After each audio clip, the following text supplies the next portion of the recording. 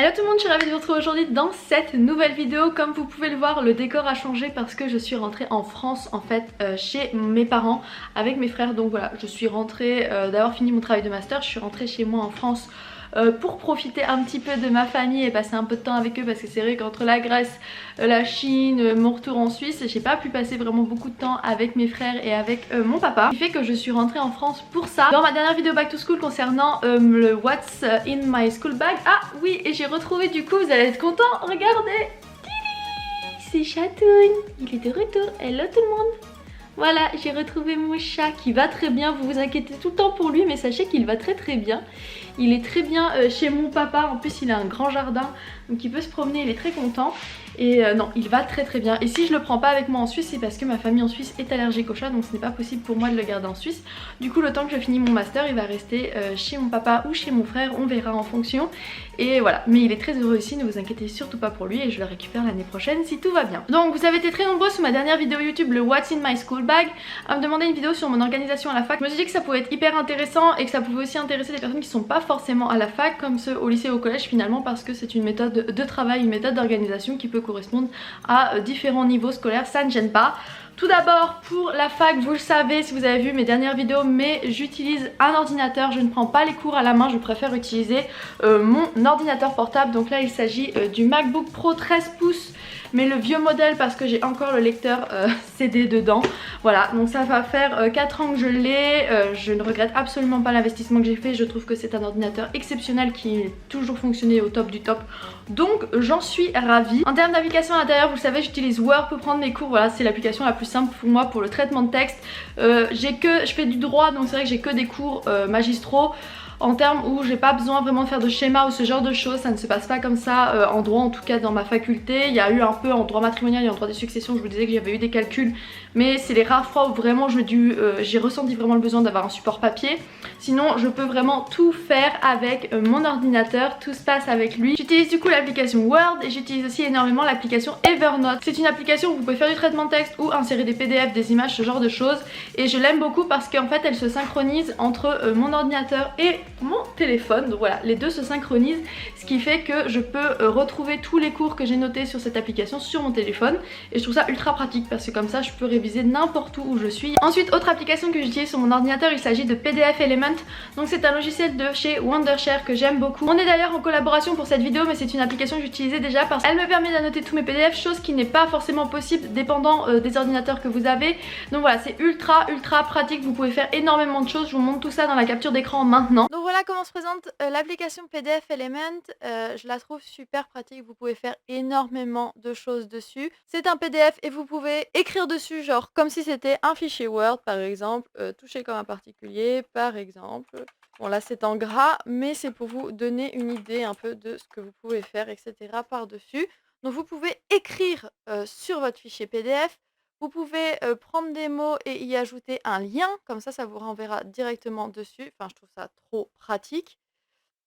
Vous pouvez rajouter des en-têtes et des pieds de page, des numérotations de pages, ça aussi ultra pratique parce que des fois les fichiers PDF, ils ont pas de numérotation de pages et vous pouvez facilement vous embrouiller dans les pages et tout quand vous les imprimez. Bref, c'est vraiment une grosse galère, donc je vous conseille vraiment de le faire. Après, en termes d'annotation, vous pouvez souligner les mots importants et ça, on adore. En termes d'organisation, c'est trop cool.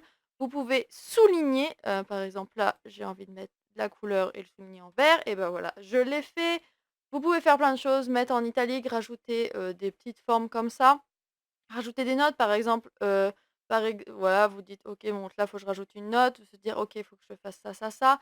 Donc voilà, il y a énormément de choses à faire, rajouter des tampons, ça je trouve ça trop drôle, genre un petit sticker genre ok, c'est fait, je l'ai vu. Bref, c'est très ludique, mais ça me fait toujours très rire. Vous pouvez voir les pages en entière, à quoi ça correspond. Vous pouvez, faire signer le document et ça, c'est pareil, ça c'est quelque chose que j'adore. Voilà, vous pouvez, signer votre document comme ici. Ça, je trouve ça trop cool parce que c'est vrai que les PDF, vous pouvez pas, signer dessus et avec ce logiciel, au moins, vous pouvez le faire. Pour renvoyer des papiers signés, c'est quand même ultra pratique.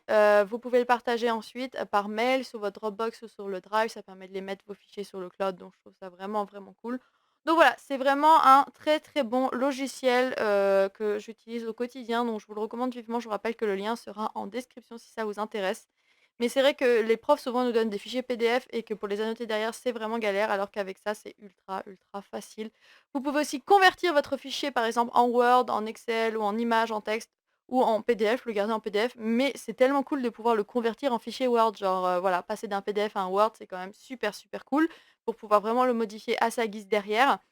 Donc voilà, ou alors convertir un fichier Word en PDF, enfin, toutes ces choses-là, je trouve ça vraiment sympa. Je vous invite vraiment à aller voir leur site internet en barre d'infos. Et voilà, on continue la vidéo avec mes autres conseils pour l'organisation. J'aime vraiment énormément ce logiciel, je vous invite vraiment à le télécharger, le lien sera en description si vous avez envie, voilà, comme moi, de pouvoir l'utiliser pour annoter vos PDF, parce que c'est vrai que les PDF c'est vraiment cool. Mais c'est aussi super chiant parce que vous pouvez rien faire dessus et des fois vous avez envie de rajouter des petites phrases ou rajouter des petites choses ou les changer, rajouter une signature, ce genre de choses, et vous pouvez pas parce que vous avez un fichier bloqué. Donc voilà, ce logiciel est ultra pratique pour ça, donc je vous le conseille fortement. Une fois que j'ai fini mes cours et que je rentre chez moi, ce que je fais souvent c'est que je vais aller m'installer à mon bureau sur mon ordinateur ou alors je vais à la bibliothèque dépendant de mes moods du moment. Et je vais aller prendre le livre du professeur correspondant à mon cours et je vais aller le comparer en fait. Ce que je vais faire en fait c'est que je vais venir compléter mon cours avec ce qu'il y a dans mon livre pour vraiment avoir le cours le plus complet possible, parce qu'à la fac les profs sont hyper sympas mais ils sont aussi un petit peu coquins sur les bords, et aux examens je me suis retrouvée plusieurs fois avec des questions qu'on n'avait pas vues dans le cours mais qui étaient citées dans le livre, et là vous êtes vraiment très content d'avoir pris la peine et d'avoir travaillé pour compléter votre cours de cette façon, parce que vraiment c'est vraiment des fois des détails qui se jouent et ça vous fait perdre les quelques points qui vous feraient passer l'examen. Je passe tous les soirs environ 2-3 heures à faire ça, à compléter mes cours, et ça me permet aussi d'apprendre le cours de ma journée. C'est vraiment quelque chose qui est très efficace dans ma méthode de travail, voilà, venir compléter mon cours, essayer de comprendre de quoi on a parlé aujourd'hui. Je ne vais pas aller m'avancer dans les matières dans le sens où je ne vais pas aller voir les matières suivantes, ça m'intéresse pas en fait. J'estime qu'il faut déjà que je me concentre sur ce que j'ai à faire, ce que j'ai fait aujourd'hui, essayer de comprendre ce que j'ai fait aujourd'hui et que ce soit acquis, plutôt de me dire allez c'est bon, j'y passe la nuit et je vais apprendre ce qu'on va faire le lendemain. Je préfère arriver le lendemain en cours en ayant bien compris ce qu'on avait étudié la veille et d'avoir déjà les bases, plutôt que d'avancer, d'avoir rien saisi et d'être un peu perdu et me dire ouais j'ai vu ça mais je me souviens plus trop. Non, je préfère être sûre de moi, de savoir ce que j'ai appris. Du coup voilà, c'est comme ça que je procède pour les cours magistraux. Faut savoir qu'on a aussi en Suisse, en fonction des matières, des travaux, des exercices. En fait je crois que c'est TD en France, des travaux dirigés, nous on dit des exercices. Ce sont en fait des choses que vous devez préparer cette fois à l'avance. Ce sont des petits cas, des questions, ce genre de choses, et ensuite vous êtes en plus petit groupe et vous avez un assistant ou un avocat ou un juge ou un notaire, peu importe la matière, qui va répondre à vos questions et qui va essayer de vous faire comprendre un peu pourquoi, quel est le cas en jeu, qu'est-ce qui se passe, etc. Et ça c'est vraiment ce que je préfère parce qu'on est en plus petit groupe et il y a vraiment un échange et une interaction avec les profs. Par contre ça obligatoirement je les prépare à l'avance parce que sinon c'est quelque chose qui m'angoisse de me faire interroger et de ne pas savoir répondre à la question. C'est voilà, c'est quelque chose qui, je sais pas, ça m'angoisse de fou. Déjà d'être interrogée devant tout le monde c'est pas quelque chose que j'aime particulièrement, mais en plus d'être interrogée sur quelque chose que je ne sais pas et d'être devant tout le monde à dire je ne sais pas, non, pas pour moi vraiment, ça c'est quelque chose que je peux pas. Donc ces exercices je les prépare vraiment en avance, dès que j'ai le thème je les prépare, ils sont faits, on n'en parle plus, et la veille je les relis vite fait juste histoire d'avoir toutes mes réponses en tête et de, si je me fais interroger le lendemain, de pouvoir répondre correctement. Une fois que les cours sont terminés, que j'attaque ma période de révision, alors là pareil vous avez plein de vidéos sur ma chaîne concernant ma période de révision. Je veux juste vous indiquer par rapport à mon organisation pour la fac que à ce moment là je vais imprimer tous les cours sur lesquels j'ai bossé sur mon ordinateur, car je suis incapable vraiment d'apprendre sur un écran. Déjà ça me fait extrêmement mal aux yeux. D'ailleurs je pense à investir dans une paire de lunettes bleues, vous savez pour la lumière bleue, je sais pas si c'est bien ou pas. Si vous en avez en commentaire dites-moi si vous trouvez que ça a vraiment une réelle efficacité. Je pense que ça a une réelle efficacité, mais je reste encore un petit peu à me dire ouais est-ce que ça vaut vraiment la peine que j'investisse, parce que je passe tellement de temps, que ce soit pour YouTube ou pour mes cours, sur un écran. Je me dis que ça me ferait peut-être du bien. Donc voilà, donc je suis incapable de travailler sur un écran, en tout cas d'apprendre vraiment pour un examen un texte qui est sur un écran, ce qui fait que je vais imprimer tous mes cours et ensuite je vais faire une première relecture. C'est-à-dire que je vais prendre tous mes cours et je vais les lire une fois en entier. Des fois quand c'est des trop gros cours et je vais prendre beaucoup trop de temps à les lire, ça va me prendre quelques jours. Mais voilà, je me fixe premier objectif, je vais me concentrer sur un cours, je vais le lire une fois en entier et je vais souligner avec un stabilo tous les passages importants, toutes les choses que je trouve importantes, les définitions, les articles, les dates, les parties importantes, un schéma, j'en sais rien, les conditions, ce genre de choses. Je vais tout surligner avec mes stabilos pour me faire avec mon code couleur que j'ai dans ma tête, pour avoir déjà un travail qui a été pré-mâché et qui ne reste plus qu'à apprendre par cœur pour l'examen. Donc ça je fais ça une première fois, j'appelle ça vraiment la relecture, je suis en relecture, voilà, je relis une fois mon cours, je vais voir. Une fois que ça c'est fait, on apprend et au début bien sûr ça va vous prendre énormément de temps bien évidemment et c'est normal. Vous avez juste le cours une seule fois dans votre tête et certainement des points que vous n'avez pas encore trop compris, il va falloir que vous fassiez des recherches, il va falloir que vous relisiez encore et encore. Ça dépend des personnes. Moi je suis une personne qui a besoin pour apprendre de simplement relire. Bon, de simplement c'est un peu avec des guillemets aussi, mais c'est à dire qu'il faut que je relise, je sais pas, 50, 100 fois mon cours pour le connaître par cœur et ce sera validé.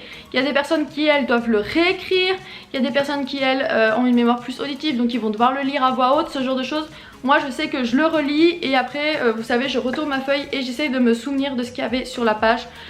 J'estime que j'ai appris mon cours et que je suis prête quand l'examen, quand je sais par avance ce qu'il va y avoir sur la feuille suivante de mon cours. Voilà, donc il faut que je sache tout, je répète, je répète, je répète, je répète. Mais au début ça va vous prendre des heures et des heures, mais genre c'est un truc interminable. Mais à force de le faire et à force de le relire et à force de comprendre et de l'avoir retenu, vous allez voir qu'à la fin, je me souviens que j'arrivais, je sais pas... En une matinée j'arrivais à faire un cours de je sais plus, il y en avait un de 350 pages. Je le savais, j'avais même pas besoin, je prenais même pas 2 secondes sur une feuille. Parce que je tournais la feuille, je faisais tac tac tac tac tac, ça, je savais déjà tout, blam, je tournais la feuille, c'était parti. Donc c'est juste de la relecture pour moi en tout cas, de la relecture, du travail, faire travailler sa mémoire. Dans tous les cas la veille d'un examen ce que j'aime bien faire c'est de le relire une fois avant de me coucher. Ma grand-mère me dit toujours qu'on retient la nuit quand on dort ce qu'on a lu juste avant de dormir. Donc je le fais. Est-ce que ça marche ou pas? Je n'en sais rien, ça se trouve c'est quelque chose qui n'a aucune efficacité. Mais je crois dur comme faire ma grand-mère. Donc voilà, en termes d'organisation c'est vrai que c'est assez simple pour ma part parce que tout est avec mon ordinateur comme je vous l'ai dit. Après je me fais des dossiers, c'est à dire que j'ai un dossier droit international, un dossier droit des successions, un dossier ça. Comme ça tout est trié sur mon ordinateur, tout est organisé. Et chaque année à la fin de l'année, une fois que j'ai terminé, je mets tout sur mon disque dur, comme ça je libère un peu d'espace sur mon ordi. Pour pouvoir attaquer ma nouvelle année l'année d'après. Donc voilà, donc c'est vraiment une organisation assez simple en soi mais qui me correspond, qui est adaptée à moi. Donc trouvez ce qui vous correspond et la façon de vous organiser. Il y a des personnes qui vont prendre leur cours à la main, il y a des personnes qui vont prendre leur cours à l'ordinateur, il y a des personnes qui vont devoir tout réécrire et tout reprendre, enfin voilà, ça dépend des gens, il faut s'adapter parce qu'on est tous différents, donc trouvez ce qui vous correspond le mieux.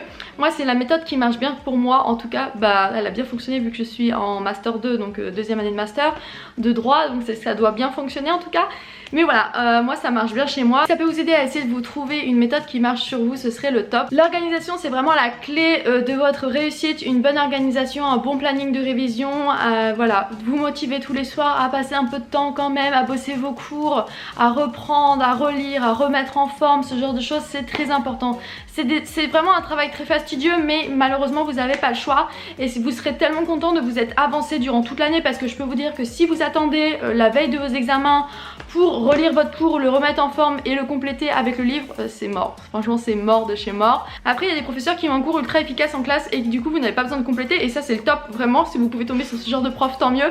Moi j'ai toujours eu cette préférence parce que je me suis fait avoir en première année et j'ai redoublé d'ailleurs parce que voilà, je n'avais pas du tout bossé de cette manière, je m'étais focalisée que sur les cours qu'on avait eu en classe, j'avais pas du tout complété avec les livres et ce genre de choses, des recherches personnelles et je me suis fait avoir et je n'ai pas eu mon année, j'ai redoublé et maintenant bah, ça m'a servi de leçon et maintenant je suis en master.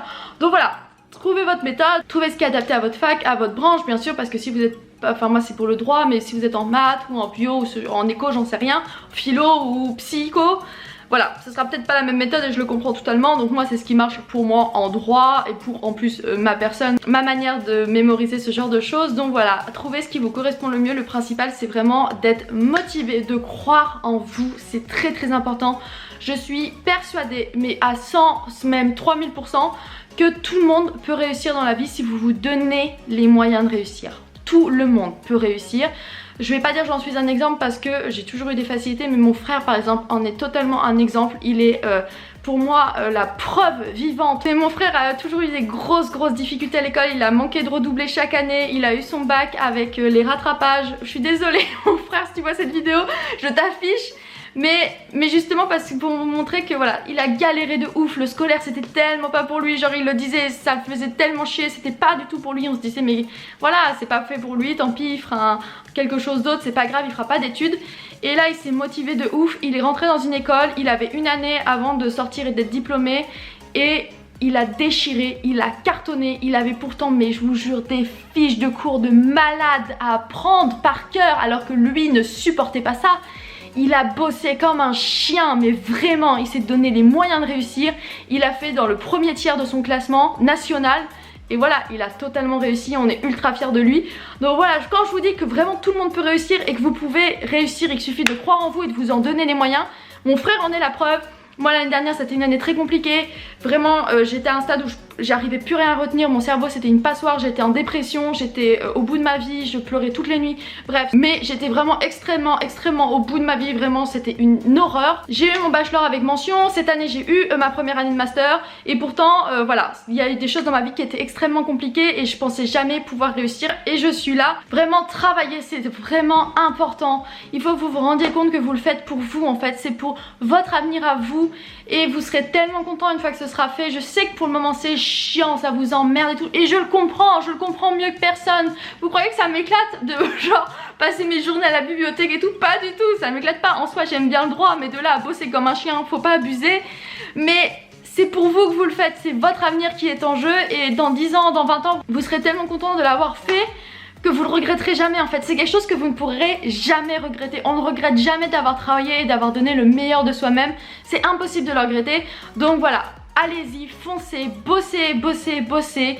Dès la rentrée là, attaquez ça avec un bon mood. Lâchez pas au bout de 2 semaines, parce que je sais qu'on est tous comme ça hein. Genre on se dit ouais cette année taquet, vas-y on y va à fond et tout. Au bout de 2 semaines on est là, wouh, Netflix dès qu'on rentre, c'est mort. Là vous y allez, vous gardez une bonne habitude, un bon rythme de travail. Et ça va bien passer, que ce soit votre bac, que ce soit le brevet, que ce soit les années universitaires, les concours, ce genre de choses. Donnez-vous les moyens, ça va très bien se passer, je crois en vous de toute façon. Vous savez que je suis là pour vous motiver, je suis là pour vous donner cette envie de réussir et ça va très bien se passer. Voilà tout le monde, j'espère sincèrement que cette vidéo vous aura plu. N'hésitez pas à me mettre en commentaire si c'est le cas et à me donner des idées de nouvelles vidéos, ce que vous aimeriez que je fasse comme prochaine vidéo pour le back to school. N'hésitez pas à laisser un max de pouces bleus si je vous ai grave motivé à bosser et bien évidemment à t'abonner si tu tombes sur cette vidéo et que tu veux suivre plus facilement mes prochaines vidéos à venir. Je vous dis à très bientôt dans une prochaine vidéo. Bye tout le monde.